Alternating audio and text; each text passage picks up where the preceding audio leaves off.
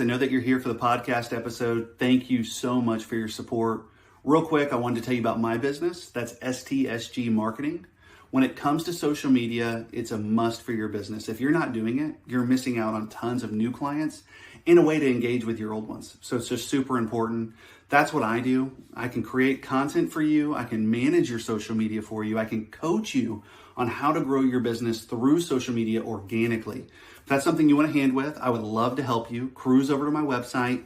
That's stsgmarketing.com. I would love to help you. Now let's get into the episode. Hey guys, Skyler here. I'm your host, Sky the Service Guy. I do sales, service, marketing, and just about everything else. I like to talk about everything in between. Today, I'm going to teach you how to talk to anyone. Sky, the service guy, staying up late at night, doing podcasts all the time, talking about service, yeah, that's right. Yeah, we got the sales, do we got the knowledge to make a bill? We just paying bills, all we know is time will tell. Sky, the service guy.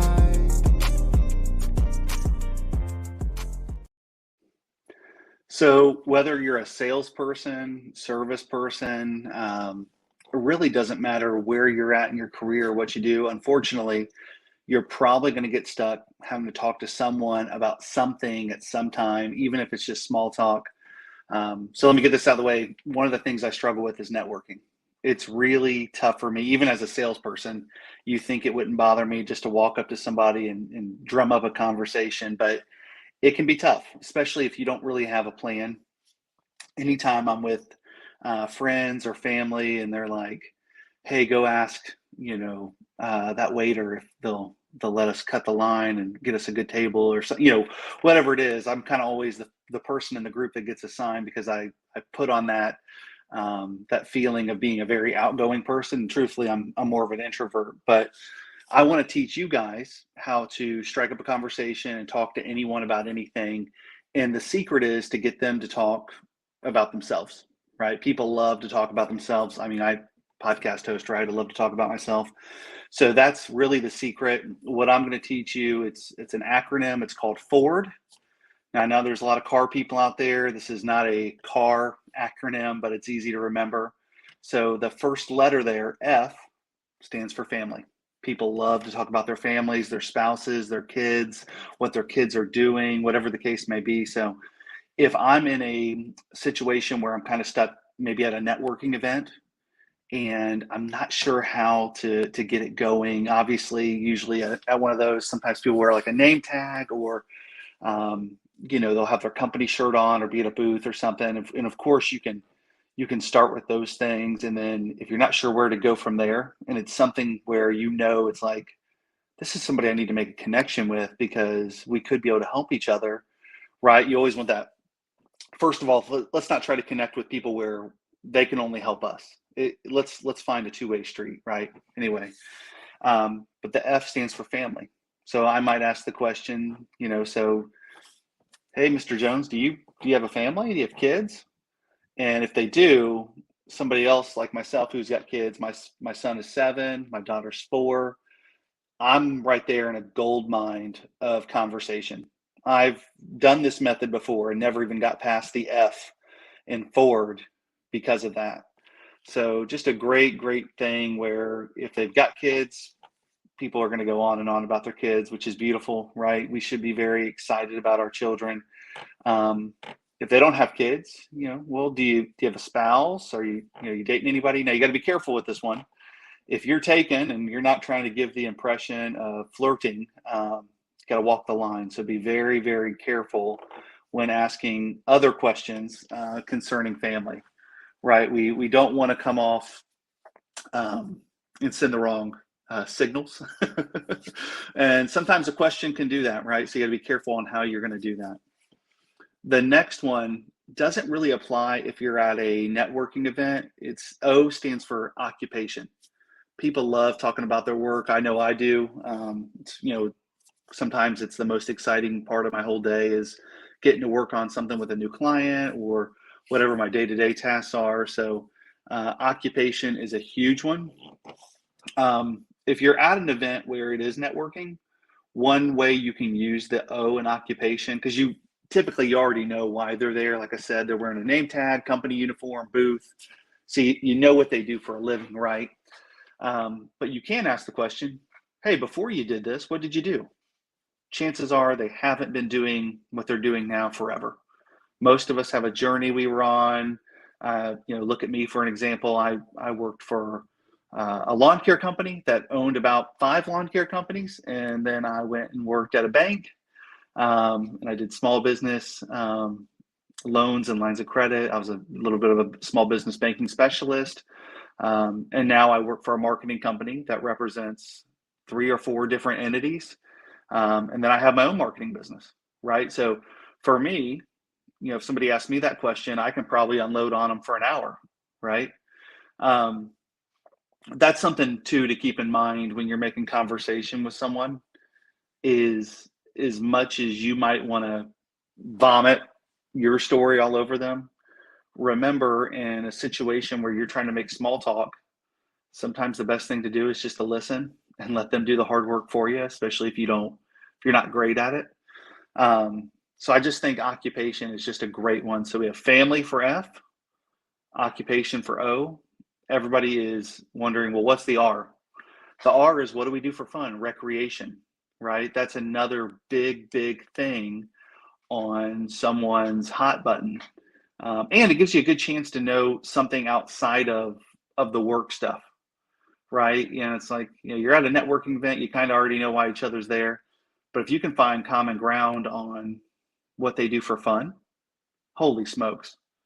That could be something you're in on. You might not even realize they have the same passions or hobbies as you. Recently, my son plays indoor soccer, so we've made friends with some of the other parents, and we went out to dinner with them. And the gentleman said, hey, I realized on Facebook your wife's a hunter. He said, I didn't know you hunt. Well, I don't hunt.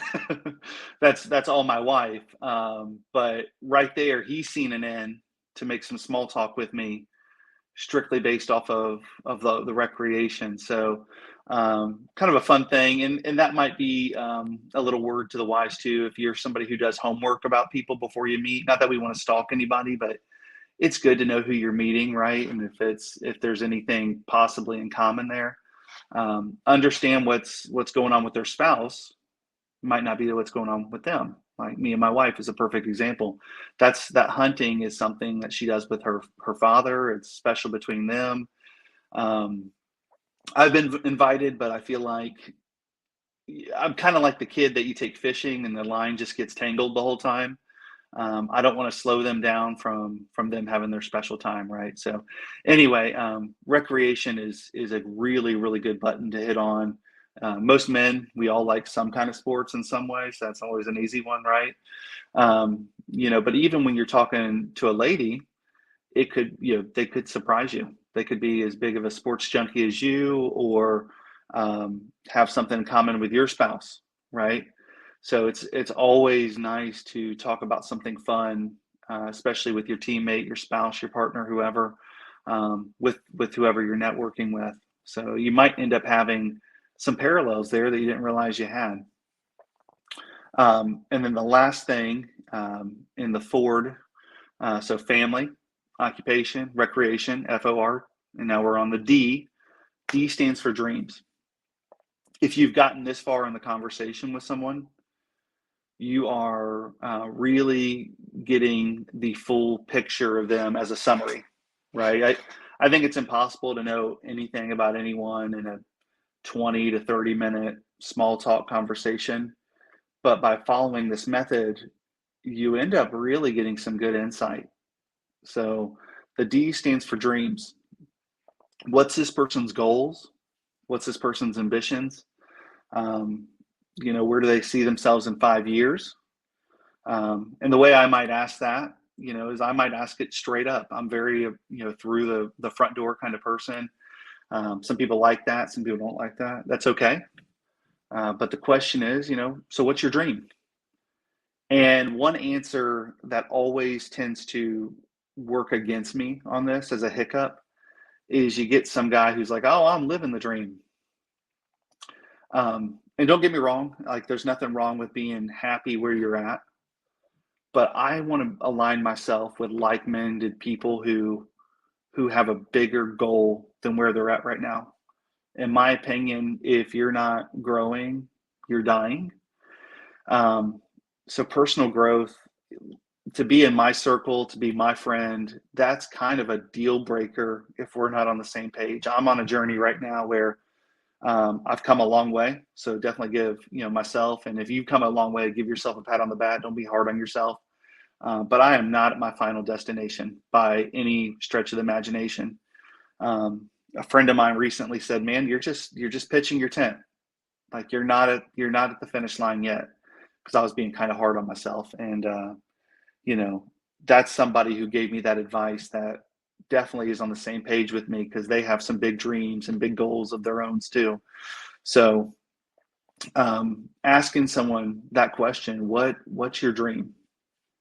That can really give you a window into what they're about and where they're going, and if this person aligns with what you want to do or not do. It can just be huge. So I think when you have those tools available to you, the F.O.R.D, so family, occupation, recreation, dreams, when you're using those tools, even if it's a business meeting, sometimes business meetings there's a certain kind of person like myself that just wants to get down to turkey. And there's a certain kind of person that wants to make small talk. This can be a great way to form a connection, because people buy and people do business with people they like. And if you don't share anything about yourself and they're not sharing anything about you, the chances of a connection are very, very small. Because the truth is, unfortunately, there's not always anything unique about what you're offering. It's you that are the unique product, the person. I'll buy from a person before I ever buy from a company. And it's a person that I've got a connection with.